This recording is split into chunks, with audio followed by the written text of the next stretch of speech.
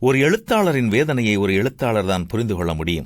Thomas Carlyle ஒரு நாள் வீட்டில் இருக்கும் பொழுது அவருடைய நண்பர் ஒருவர் வந்து, தாமஸ், நீங்கள் என்னிடத்தில் வாசிக்க கொடுத்திருந்த அந்த தாள்களை எல்லாம் என் வீட்டு வேலைக்காரி தெரியாமல் இன்று காலையில் அடுப்பு பற்ற வைப்பதற்காக பயன்படுத்திவிட்டாள் என்று கூறினார்.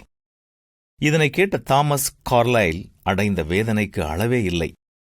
அவரை யாரும் ஆறுதல் படுத்த முடியவில்லை. பல நாட்களாய் எந்த பணியும் செய்யாமல் அப்படியே உடைந்து போய்விட்டார்.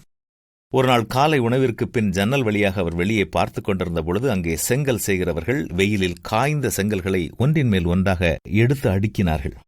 மாலை நேரத்திற்குள் அது ஒரு பெரிய சுவர் போல மாறியது.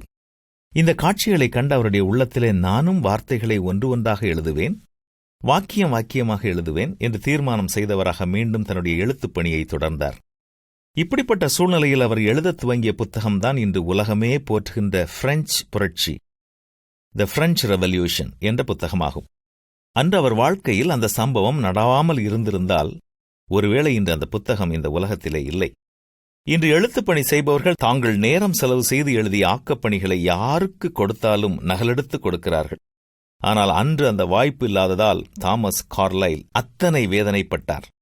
நமது வாழ்விலும் தடைகள் வரும்பொழுது, இடையூறுகள் வரும்பொழுது நாம் செய்து கொண்டிருப்பதை விட்டுவிட வேண்டும் என்ற எண்ணத் தோன்றும்.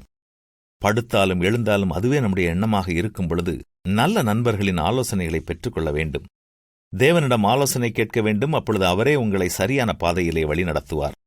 முடிந்து போன காரியத்தை குறித்து முணங்கிக் கொண்டே இல்லாமல் முயற்சி எடுத்து முன் செல்லுங்கள். தாமஸ் கார்லைல் போல நீங்களும் பல புதிய செங்கல்களை கண்டுபிடித்து உங்கள் கனவை நனவாக்குவீர்களா?